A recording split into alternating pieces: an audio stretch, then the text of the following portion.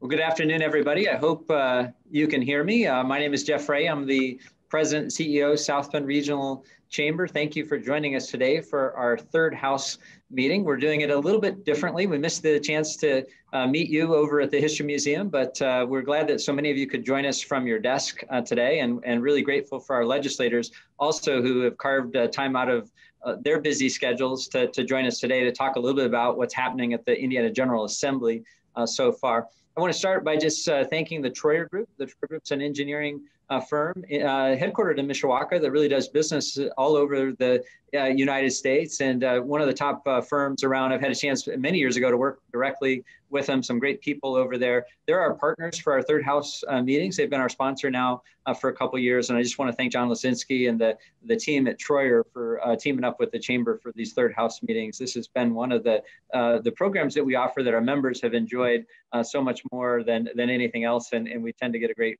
crowd for that. So we're really grateful for that.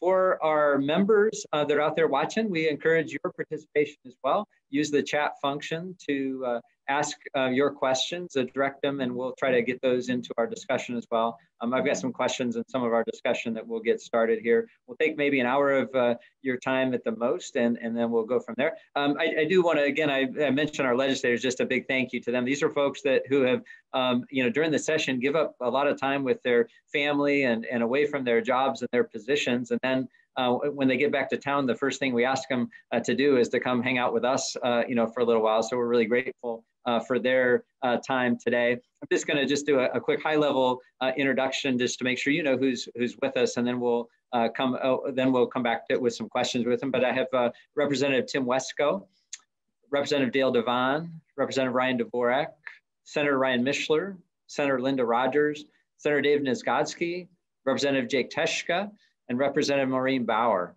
Senator Bohacek is the other member of our delegation. Unfortunately, wasn't able to join us today, but just want to welcome each of you, and especially want to send a special welcome to Representative Teschka and Representative Bauer. This is your first time joining us on Third House. So the others have come up with some hazing ritual or something. I don't know. I'm just joking. Obviously, we're being funny, but we're really grateful for you joining us, and we look forward to you being part of these discussions for some time. I'm going to start maybe with Representative Wesco, if I could come your way for a second. Just, I always like at these meetings maybe to frame or remind folks of timing, of process, of kind of what's going on, and so can you just talk to us a little bit about, kind of where we are in the calendar, what the calendar looks like, just maybe key milestones, when the session ends, just give us a kind of an overview of the session itself.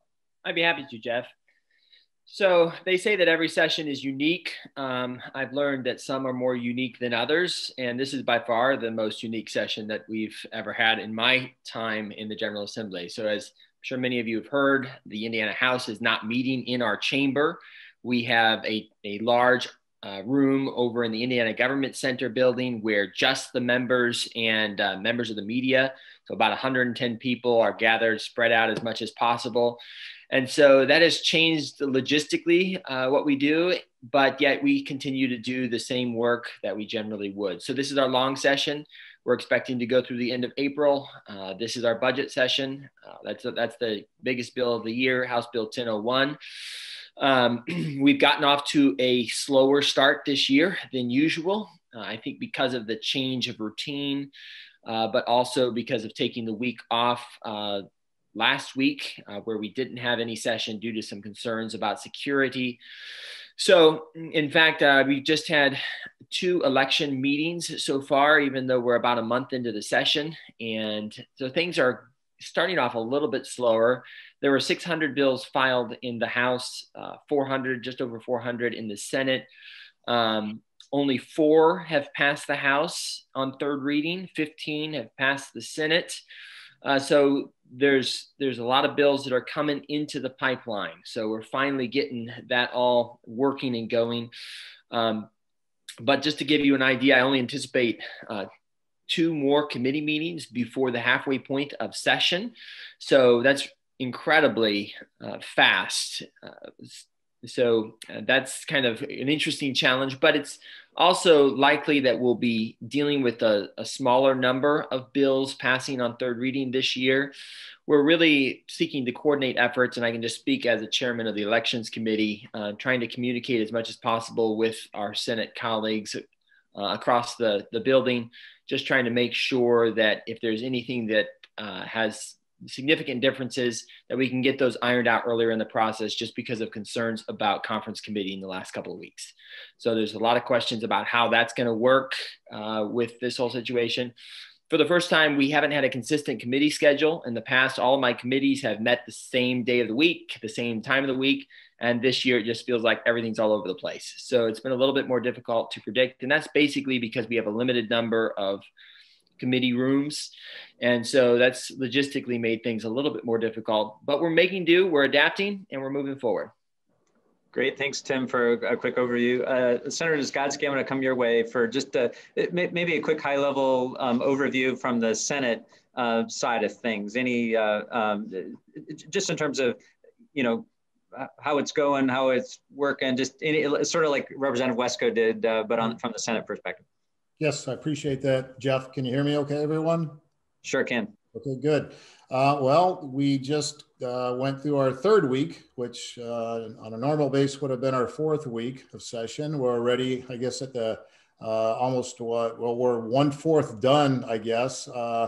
It is a lot different than it's been in past years, but it's also, I'd say there's been maybe a little hiccups here and there, other than having that week off. But in the Senate, there's 30 legislators, senators on the main floor, and we are in the gallery. There's 20 senators in the gallery, so it's split up that way. But as far as the technology and how that's working, that's so far, I mean, I think it's actually worked very well. I think people are getting used to it. It doesn't mean you're just, you have to just stay up in the gallery, or you can't go down on the floor and have interactions with other state senators. It's just about trying to maintain as often as possible that social distancing. I think for some of the committees and the testimony, I think there's it's a bit of a challenge. Sometimes it's really good when you've got all the people that are in the room that are wanting to testify, where you can get a good idea of how they're interacting with people. You don't really get that ability right now the way it is, but as far, again, as the technology is concerned, for the most part, I've heard a couple of times where we couldn't get the volume to come back on, or the person wasn't there to testify, but for the most part, it's working very well, and I think things are probably a little slowed down because of this process, but I wouldn't say in a major way. Great. Representative Bauer, I'm going to put you on the spot. You're certainly no stranger to the State House, but new to your position as a state representative, and we're excited to have you there representing us. Share some perspective from a freshman, kind of the first time session. Just help us understand sort of what your first few weeks have been like in this new seat. Thank you. Yeah, I would echo the same things that have been said before. It's very different. I did work in the State House for 4 years, but we aren't meeting in the chamber. We are in the government center, a little more spaced out. But I would say overall, I'm on 3 committees, one of which hasn't met yet. So that was a little surprising for me. So I think it is a little bit of a slower pace. I was kind of encouraged to get some hearings on my bills, but unfortunately I haven't had any personally move forward. Next week, we are having the second committee meeting for the Agriculture and Rural Development Committee, and Judiciary's met a number of times already. So I think Senate's moving a little faster than us, but I think as long as you stay focused on good policy and allow for everyone to have a say in offering amendments and having their bills heard, I think it'll be a good path forward for everyone. Great. Thank you, Maureen. And Representative Teshka, how about we ask you the same thing, sort of first observations of your time at the State House and in the General Assembly. Anything you want to share with us? Sure. Yeah. Well, thank you. And thank you, Jeff, and to the Chamber for hosting this. But, you know, similar to Maureen, although I wasn't there as long as she was, but I worked in the State House before for the House Republican Caucus. And so not completely foreign to this. And so it is interesting to come into this session and see how different things actually are. And I know several folks have mentioned the slow pace of how, you know, things have moved thus far in this session. You know, I'm on education. I'm on the education committee, and that's the committee that's met the most for me. I also vice chair the Commerce, Small Business, and Economic Development Committee. We've only had one meeting so far in that committee, but I do think, you know, as we get closer to the halfway point, and as vaccine rollout happens, we start to get in a rhythm of, okay, how we can safely do this. I think we're seeing things heat up, and this last week was evidence of that. We had much more activity, I think, during this last week than we had the previous weeks. And depending on what camp you're in, I think, you know, any session where, you know, less laws are passed may be a good thing for some folks. And so, so here we are. I think we're going to see those bills that are really a priority for members of the General Assembly. Those are the ones that are going to make it out this year. And I've been hearing a lot around the hallways, hey, there's always next year.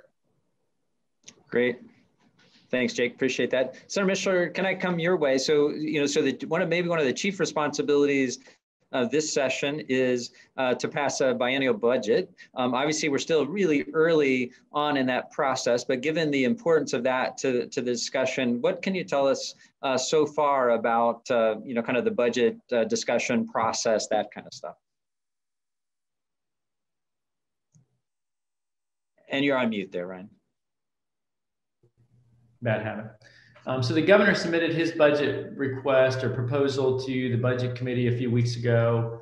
That's how it starts. And now Doc Brown and the Ways and Means Committee will take it, make some changes. They'll put their budget out probably around the 3rd to 4th week of February.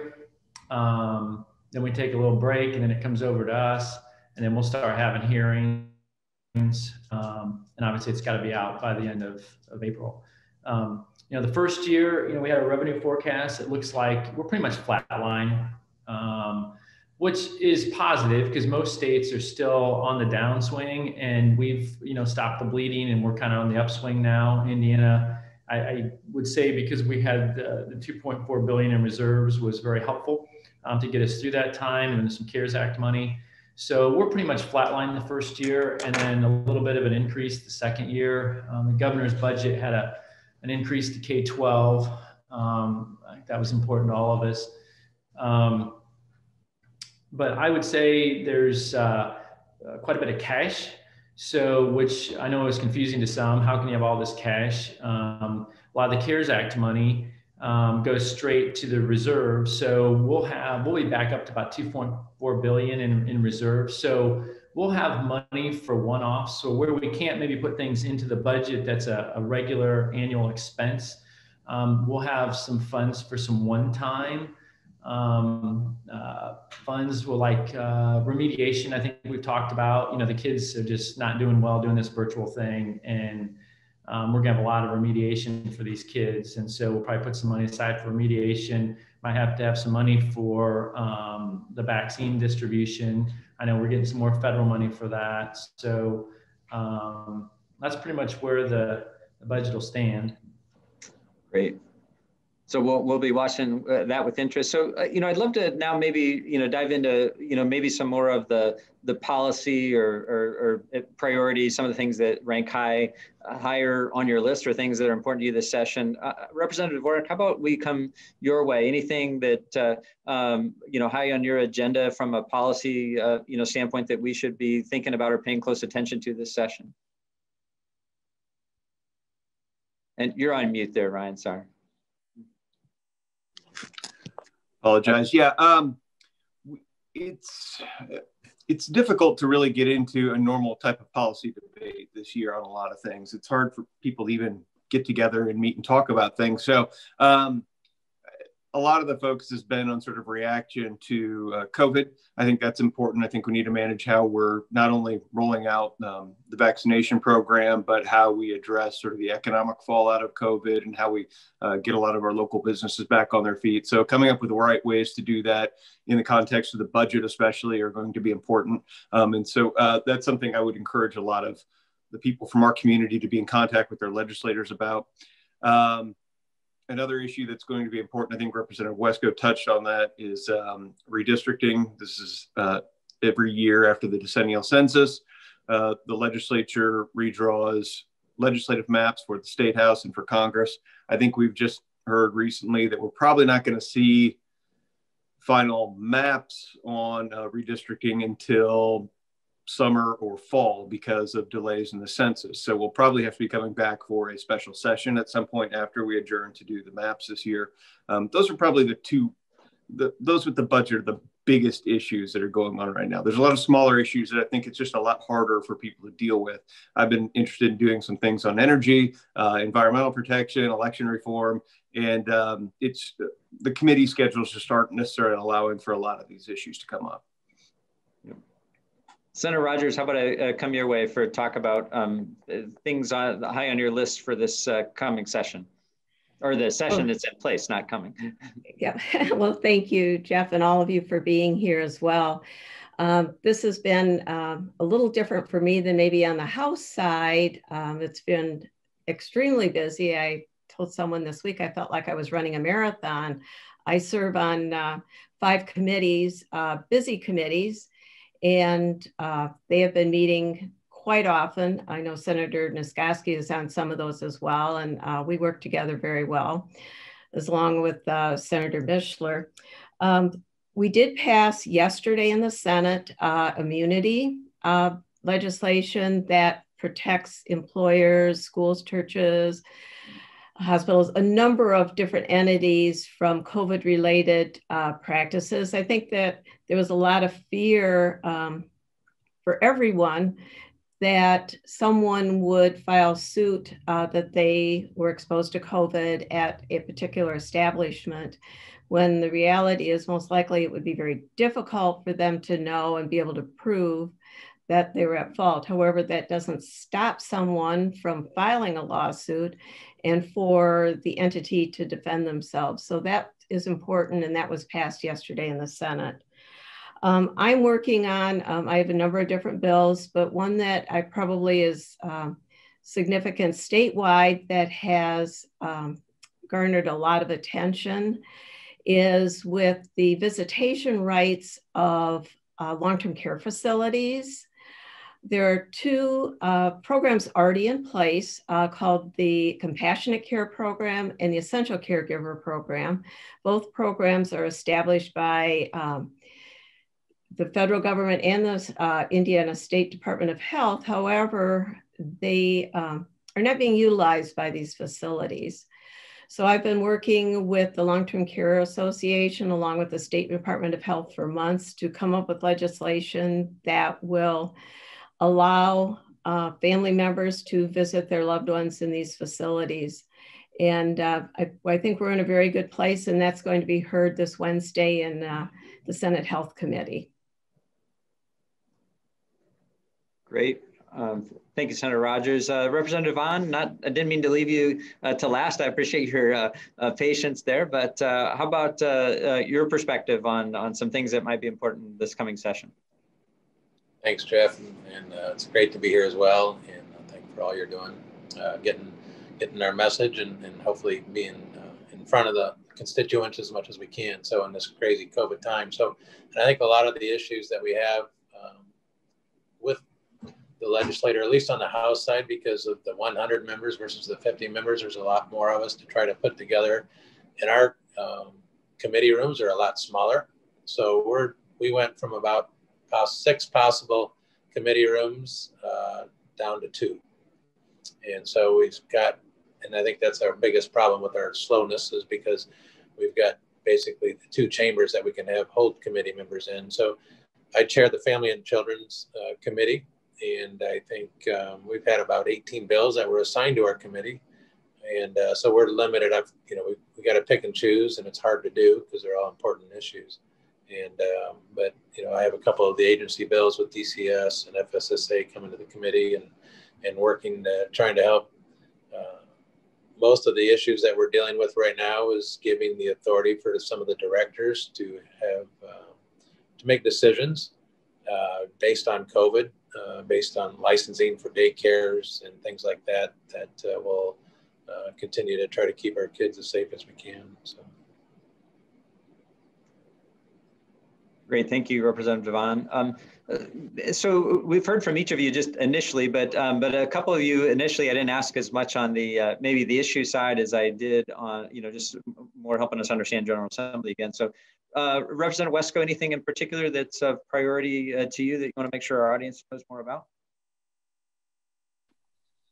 I would just encourage everybody, the House Republican agenda is essentially the first 9 bills, 1001 through 1009, and 1001, of course, being the state budget, but a number of other pieces of legislation that are focused on various aspects of where we're at right now, especially in response to the pandemic, helping small businesses with civil liability protections related to COVID-19, strengthening some grant programs and giving some priority to the hospitality industry. That's in House Bill 1004.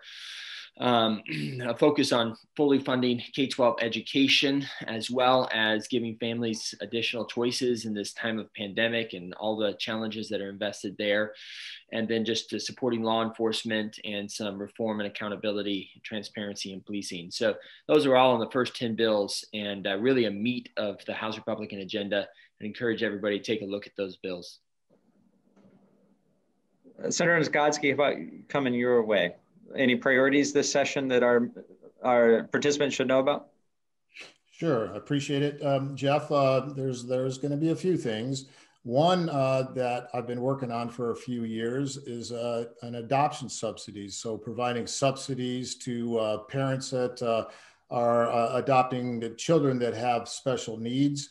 I've been carrying that for the last couple of years, and this year I've already had a hearing in Family and Children, and it passed the Family and Children's Committee unanimous. And I just saw on the as I was stopping at the gas station last night on the way home, going through my calendar, I saw where it's been scheduled in Senator Mishler's Appropriation Committee to be heard there now because it has a fiscal, and so that's going to be heard next Thursday. So I'm very appreciative of that, Senator Mishler, and look forward to hopefully carrying this issue further along. I think part of the talk maybe today, these are bills that have just kind of opened up, and they're going to happen within tax and fiscal and appropriations. But I see that we're beginning to talk about the compact that has been negotiated between the governor and the Pokagon Band of Potawatomi, and we've got some talk around that's going on about a St. Joseph County innkeepers tax bill. So maybe we can have a little bit more conversation on that as we move forward in this today. Great, thank you, Senator Zgodski. Representative Bauer, we talked early on about your freshman session and stuff, but any bills in particular that you have your eye on, or policy stuff that we should keep a close eye on?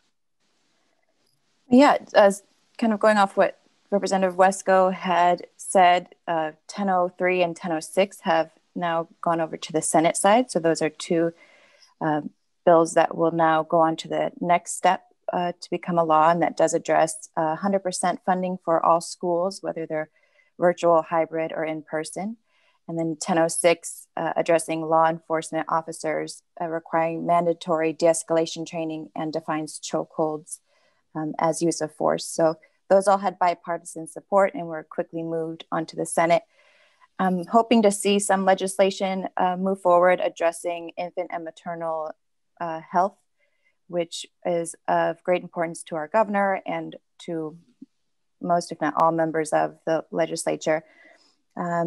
There's a few versions of pregnancy accommodations bill that I'm hopeful one form or the other will pass into law and finally provide some workplace accommodations. Representative Nagel has a version that she's working through the House right now. I've also introduced a version, and I also have a bill before the House addressing access to doula care, which has provided great access to emotional and physical support for women before, during, and after birth. So that would be the focus for me for the rest of this session as well. Great. Representative Teshka, anything to add there on some policy priorities? No, I think a lot of it's pretty much been covered. I think there's some great stuff in 1001 through 1009, and specifically, and as Representative Bauer just pointed out, 1003, which I was very honored to co-author. Funds schools 100% through this COVID crisis, even though they may be doing 50% more virtual instruction. There's some interesting things working through the Education Committee. 1005 is one of those that would expand flexibility for parents and students to be able to customize their educational experience. I've got one, I'm not sure if it's going to get heard this year again because of the time crunch. It's House Bill 1240, and it has to do with the 529 savings tax credit, and it would essentially increase the incentive for families and specifically middle income families to save for college. And I think that it's as more folks, my age and a younger generation comes up, we recognize that we do have a student loan debt crisis, and we may differ on how to attack that. But I think this is one way that we can incentivize savings to attack it from the front end. Obviously, we've got to look at tuition and all of that as well. But there's so many issues, and specifically coming through the Education Committee that that's really one to keep your eye on. Great, thank you. I'm going to move maybe more to some, we'll call it rapid fire a little bit. I maybe not the right way to describe it, I apologize. But our participants have been asking some questions and such, and I'm attempting to summarize those. And I won't direct them necessarily to anybody specifically, but if you feel comfortable to weigh in or have an opinion one way or the other, we'd love to hear more about it. Business liability, Senator Rogers, you mentioned that initially about that passing the Senate, moving over to the House. That seems to be on the mind of many folks. I'm just interested to maybe sort of pros, cons, any thoughts that our legislators have about that bill and about its chances of now progressing through the House and then ultimately into law.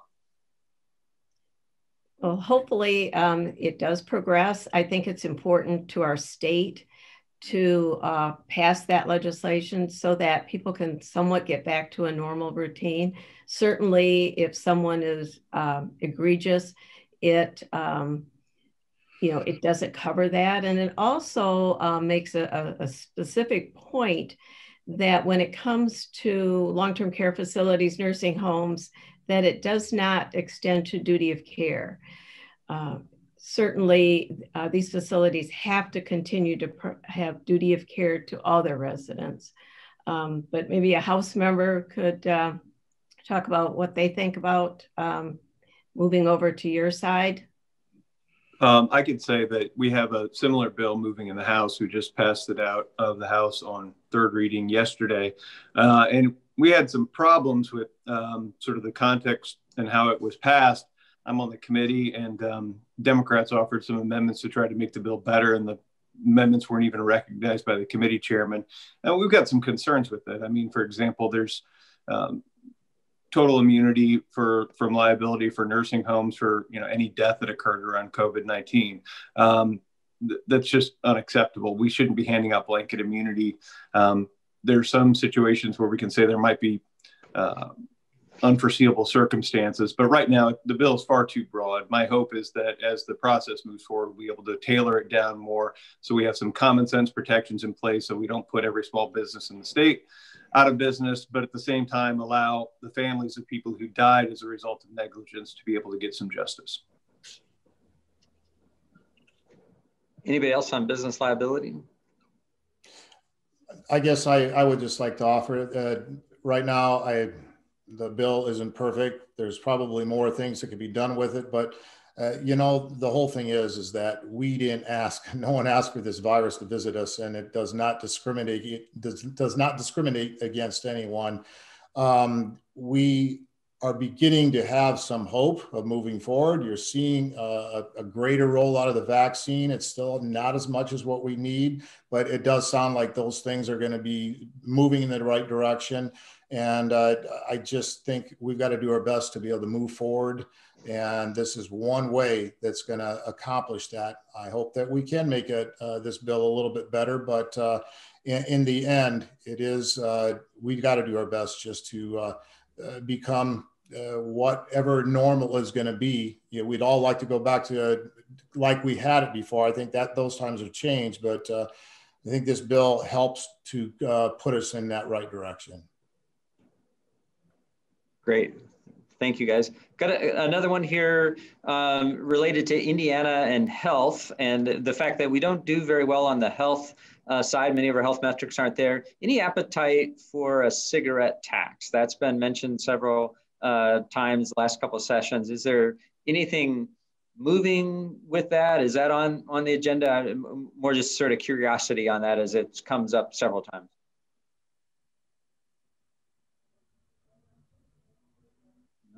I can't say that I've heard of anything at this point. I know there was talk earlier on, and there has been talk for the last number of years. I have not heard of anything within this session of someone filing a bill for a cigarette tax. Okay. Indiana House Bill 1007 creates an In It for Health grant program. I believe it's something coming from the governor's office as far as one of his agenda bills. It's not funded in the bill. I'm assuming that they're looking for funding in the budget there. And I don't know this, but I suspect it's connected to possibly raising the cigarette tax. But a lot of those questions boil down to what Senator Mishler thinks. All right. A question about redistricting, and Representative Wesco, you mentioned that earlier. Can you, and I think Representative Dvorak as well, too, just in terms of timing and when we're going to get that. Can you help folks who don't understand that process and how it goes and the kind of information that you decipher and how that comes together? Help us better understand the process to redistricting, how we arrive at what those districts look like. So every 10 years, each state is required. We have a U.S. census that takes place, and as a result of that census, then redistricting is required under federal law, and to make sure that the districts are equally representative of the populations. So typically, that data is unofficially given to the president January 1st, and it officially starts to come down usually beginning of April. And when I was in the legislature as a brand new representative 10 years ago, we went through that process, my first session, and we had hearings across the state just gathering input regarding the maps and seeking to draw maps that were reflective of our state and communities. This year, the news is that the information is not going to be available before the end of April. April 29th is our statutorily required end of session. So under current law, and this is kind of an interesting facet, under current law, the Speaker of the House, the President Pro Tem of the Senate, and the chairs of the House Elections and Senate Elections Committee, along with the appointee of the governor, would draw the maps. However, the indication the speaker has said we're working on legislation that would allow for the legislative council, essentially the leadership, to call a special session. So that's something that the entire General Assembly could have input in. And so a lot of it's just, there's not a lot of movement presently on it. And we've got a number of other election bills that we're working on, technical stuff, corrections and so forth. And we haven't really dove deeply into that. We're waiting for the data, and it appears the data is not going to be here before the end of session. Maybe if I could follow up on that, I think and really for anybody, the question is about also related to whether there's bipartisan opportunity for for input and shaping that. Maybe those of you. I'll just sort of chime in. If it's regarding sort of redistricting reform proposals that have been discussed over the last decade, none of those have passed. So there will be no change in the way redistricting happens this year in Indiana in regards to the way it's happened before. There's no independent commission. There's no standards to be put in place. I know the League of Women Voters are conducting sort of a parallel process where they're going to have some citizen input to come up with their own proposed version of what good maps would look like. But none of those have any binding effect on what the legislature does. It'll be the House and Senate Republicans drawing the maps again this year.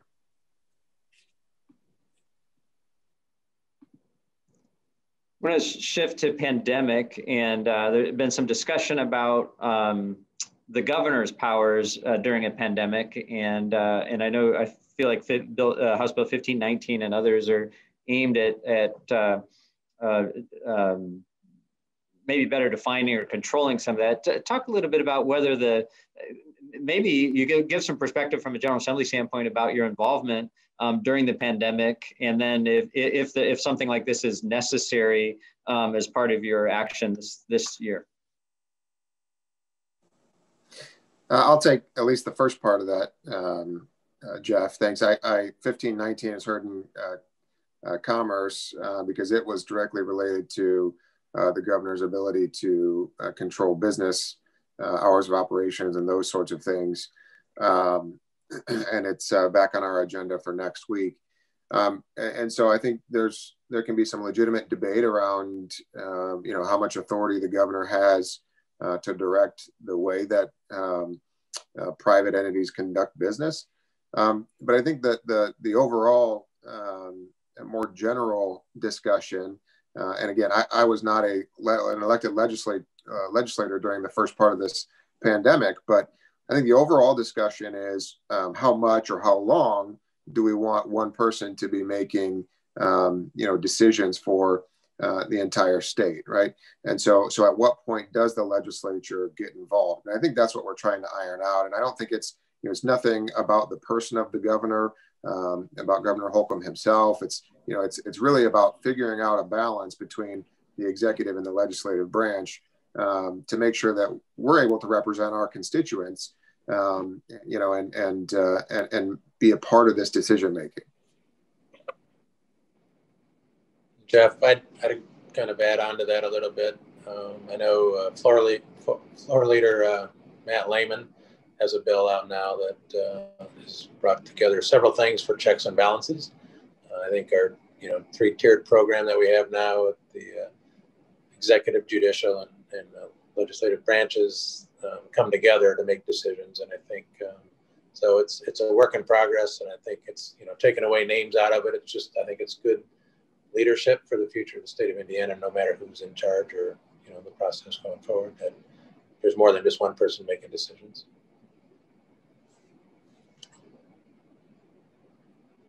Great, thank you. The governor in his State of the State mentioned the next level regional recovery, and very early, or in its infancy, I guess, in terms of I would call it regional cities like opportunities for communities as we navigate recovery. Any thoughts, conversation about that we should know of? I think our community was excited about that, recognizing how much we benefited from regional cities, but any more insight you can provide on a program like that?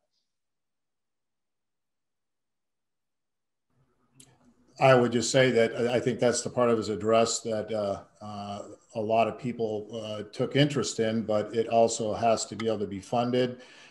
So we've got to see where those dollars are at that time. But, we were obviously North Central Indiana were recipients of the regional cities dollars. And just within our own community, we see how much good that's done. To see the talk about establishing something like this again, I think hopefully that excites a lot of people. So I think it's a great program. If I can jump in real quick, that's definitely a very popular program in a bipartisan way amongst communities. It's a question of priorities with resources, and it's a discussion that we've had in the House. This is a great program, but could these same dollars be better invested in trying to move our state forward with broadband, which is such a significant need? So I think it's really a question about where the best investment is. Representative Wesko, if I could stick with you for a second there, because you touched on broadband, and that's gotten obviously a lot of attention because of the pandemic, because of schools and homes and the need to connect the way we're connecting today. Are there, or you or others, are there specific efforts to address broadband across the state that we should be paying attention to? I believe there are.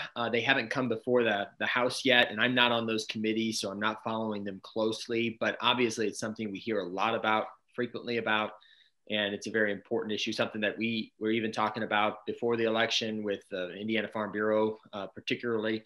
And so there's a lot of desire, especially in light of the remote learning that a lot of students had to do. And so it's a continuing, ongoing discussion. Can I jump in real quick too? I think and some of this has to do with the interaction between private industry and government, right? Because when you look at this, it's about a $3 billion problem in the state for us to be able to adequately get broadband access to everybody through fiber. Now, I think technology is something that's rapidly changing, right? And every day it seems that new technology emerges. But so now I think that and I was on a meeting with folks from AT&T and others a while back talking about the ability to use, instead of laying fiber, so instead of laying the fiber optics and all the costs associated with that, can we use cell towers to get to the same end result and provide folks with high-speed internet access? And I think those conversations are ongoing, and it remains, as Representative Wesco alluded, a very high priority for the legislature and primarily for a lot of our members who are representing rural districts. And St. Joe County, I think we're by and large blessed with that. We've got really good coverage. There are some areas probably that are lacking a little bit, but nowhere near as bad as other areas in the state. And so I think, as Representative Wesco pointed out, this is a kind of an issue of competing priorities and what do we want funds to go to. Jeff, if I can add on to that a little bit as well. I know Representative Manning, who's the Vice Chair of Utilities, he serves, I want to say it's down by Tipton and maybe Stark counties. He talked to a school corporation that had 4,000 students. There was only 100 kids that were without the internet access. And I think they contracted with Verizon for like $10 a month per child type of thing to take care of their issue. And I've heard of a couple other corporations that were very similar numbers to that. So there's a lot of players involved. There's a lot of providers involved, and a lot of different ways of making it happen. So it's a lot of activity going on in that area. I'll just throw in from a more cynical point of view. We've tried to do all sorts of things to give things like municipal broadband programs a leg up in the state of Indiana.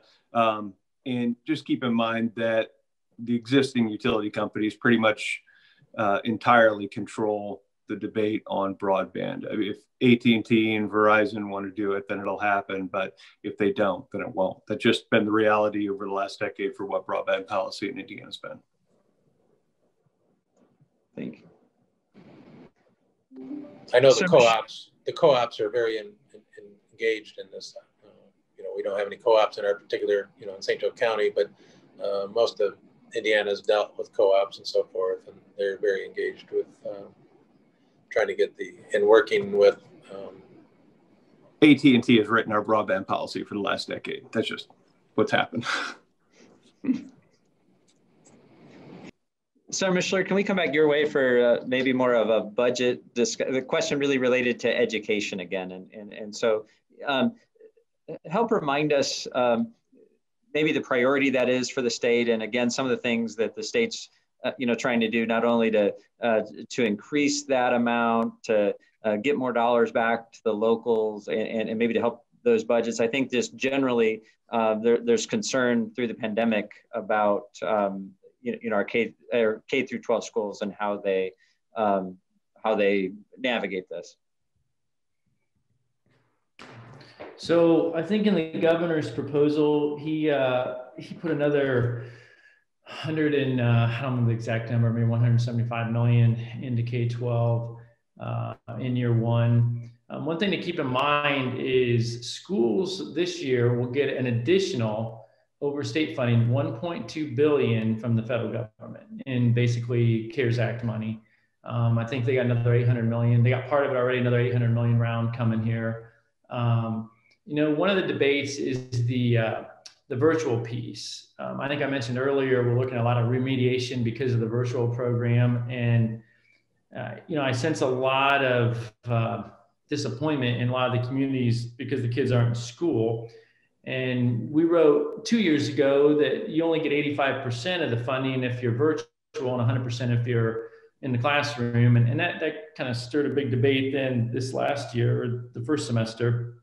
And the Board of Education went ahead and did a waiver for 100% for the virtual. And there's a House bill and Senate bill coming through to do it again. And I have to say, it kind of stirred the pot yesterday in committee when I didn't vote for it. I said, you know, it seems very, it's problematic where kids are paying to go to school, to go to private schools, they're in the classroom.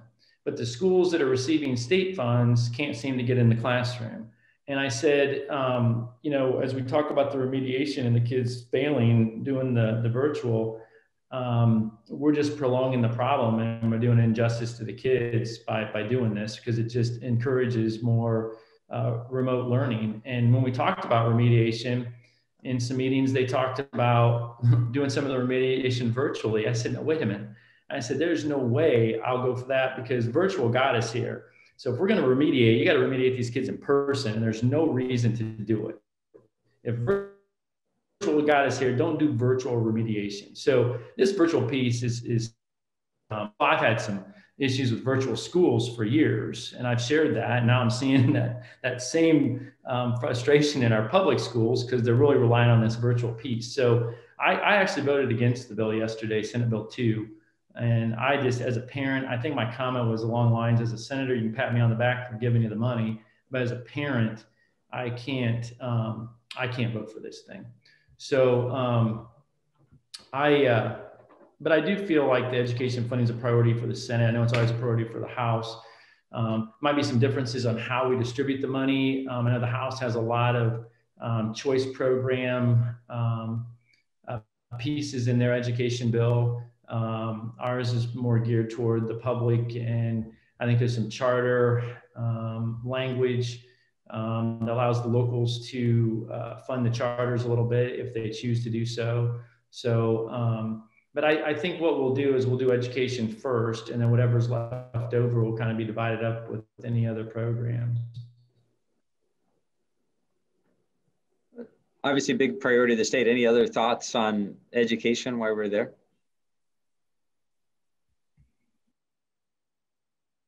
No? All right.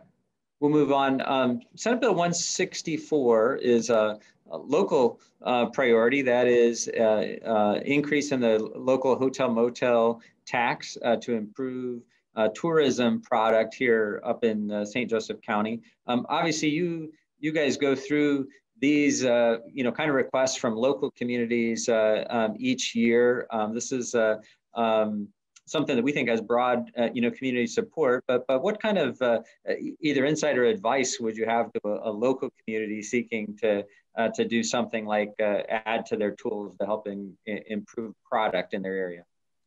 Well, you said we're doing it now, correctly? Have you seen we finally filed the bill? Yes. Yep, sure have. So I'll go back. Representative Bauer and I, former Representative Bauer and I, a couple of years ago, started work on the hotel motel with the zoo and the sports complex. And then over the last couple of years, Senator Niskotsky got very involved. And I think the groups finally have come together and put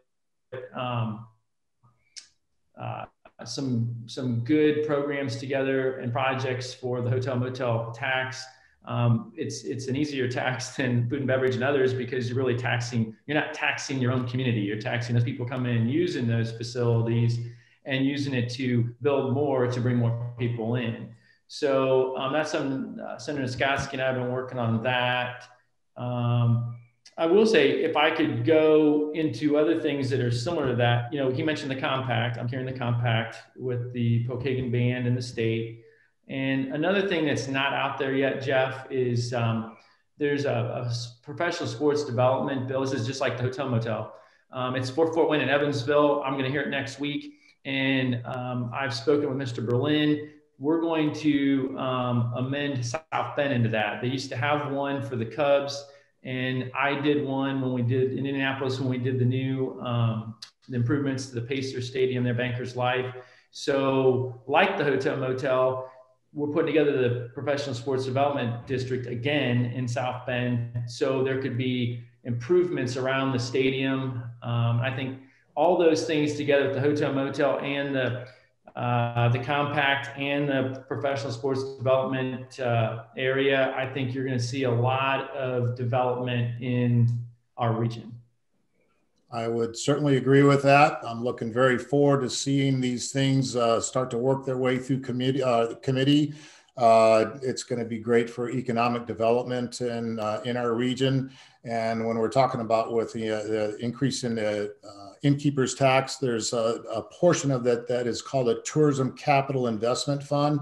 1% of that increase will go towards that. And that you could almost view that as a mini regional cities program, because people will be able to come to the Hotel Motel Tax Board and offer dollars of their own that they will contribute and bring programs that they can do to enhance our region. But there's a couple other parts of that too. There'll be dollars that will go towards additional dollars that will go towards a sports complex in Mishawaka. There'll be dollars that will be directed towards the Morris Performing Arts, and there'll be a little bit more dollars that also will go towards the zoo. So you put all these programs together along with a compact and a Professional Sports Development Fund, we've got some really good opportunities that are going to be happening real soon here for St. Joseph County. And if I could just add one more aspect of being in the hospitality industry, I'm all for this. And, you know, that it will be an industry that will bounce back. And during the pandemic, we've seen people go on longer trips by car. So I think that we'll start to see that revenue back into the community. But the governor's also approved for trails funding that hopefully we'll see in St. Joseph County and continue to develop those types of resources for people here in the district. Great. I'll just throw in a slight skeptical note on the hotel motel tax. I, in principle, I guess I'm fine with it if the hotel industry locally is okay with it. Generally, it's a tax that people don't care so much about because it's paid by out-of-towners. My concern lies with the fact that a portion of it seems to be going toward a private project to build a youth sports complex somewhere out in Mishawaka or something. I don't like public tax dollars being dedicated towards privately funded projects. I'd rather have the money just go to the local units and they can decide through the community how to best spend that money if we're going to raise it. Great, thank you, and appreciate everybody's good work on that Senate Bill 164. We'll look forward to additional conversation about that in the future. Had a question about managed long-term care and just this thought of obviously the pandemic has shined the spotlight on long-term care facilities, and just this maybe the question more related to thoughts on whether the state needed to do different things to help with the oversight or operation of long-term care facilities.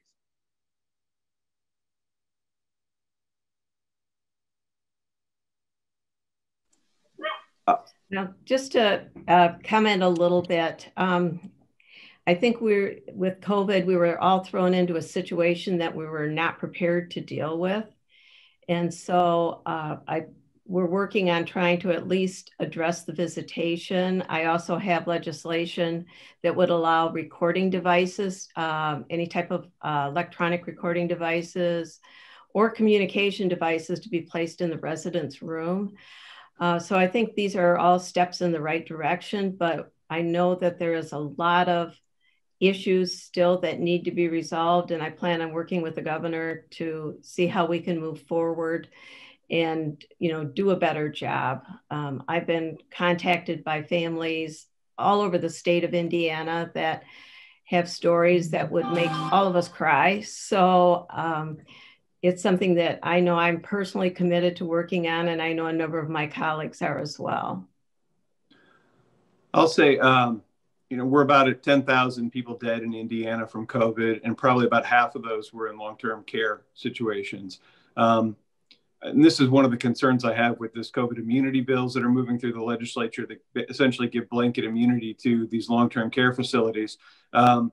I would be less concerned if we actually saw an actual investigation into what nursing homes were doing during COVID, what happened, and that's just not going to happen. And this governor is not going to do any investigation of the nursing homes. The legislature won't do any investigation of the nursing homes.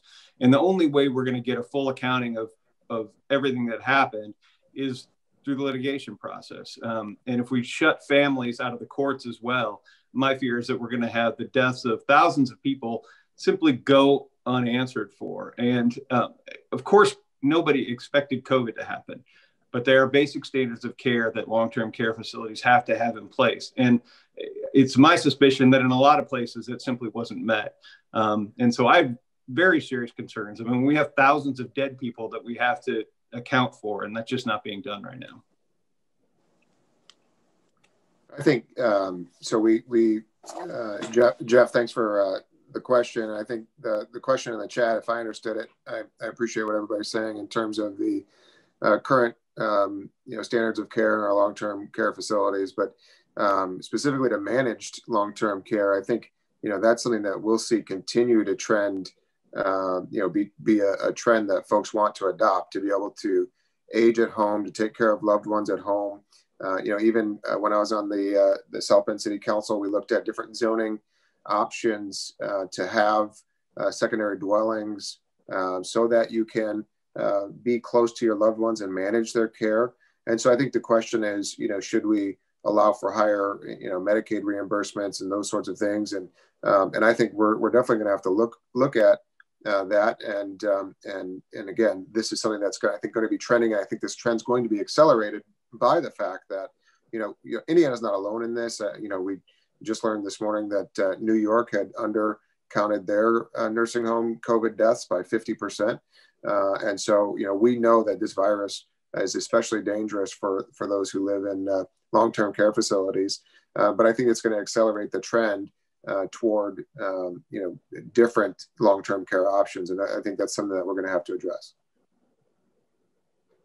Great, thank you. Well, we're coming close to the end of our hour. Normally, so many of us on the call and our participants engage with you in Indianapolis. Likely those opportunities won't be there this session because of COVID, but we encourage you to continue to stay connected with our legislator. We will do these 3 times throughout the session. Our next one's scheduled for Friday, February 26th, which is really about the halfway point, I think, of the General Assembly session. So we encourage you to come back and sort of see how things are doing at halftime. In the meantime, I just encourage you to stay up to date with what the General Assembly is doing. They have a terrific website. You can watch all of their committee hearings or their sessions. And again, these are some dedicated public servants who are down in Indy doing their best to try to represent our interest. And although we won't always agree with all of them on 100% of them, I think that these are all people I know personally who are all really good people trying to do the work on your behalf down there, and we look forward to working with our legislators. So, gentlemen and ladies, thank you for joining us again today. Also, another big thank you to the Troyer Group for being our guest today. We're grateful for that, and we encourage you to stay up to speed on chamber programming, sbrchamber.com, and we'll look forward to gathering with you again soon. Thanks so much.